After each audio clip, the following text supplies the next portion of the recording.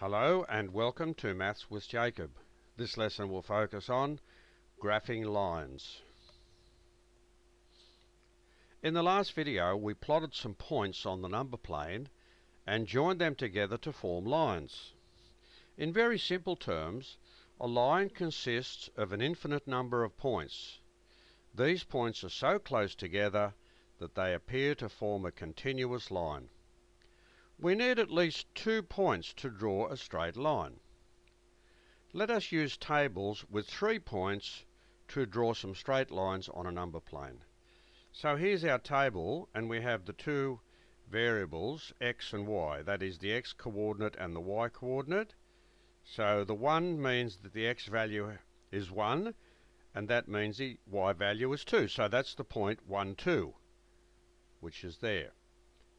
3, 4, which is there, and 5, 6, which is there.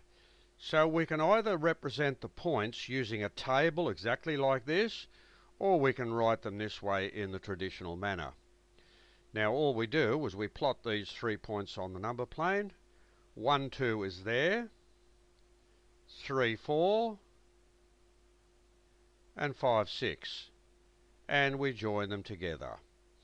And basically the arrows on either side tell us that the line continues in either direction.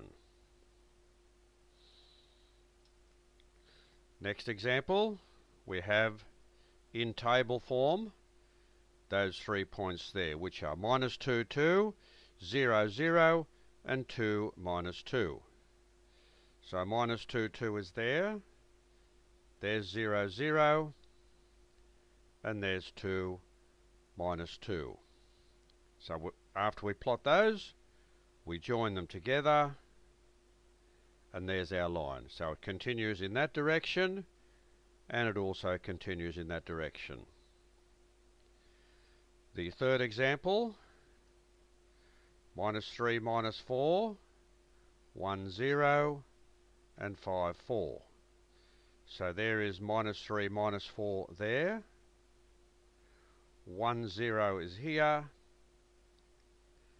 and 5, 4 is there. So when you join those together, there's the line continuing in either direction.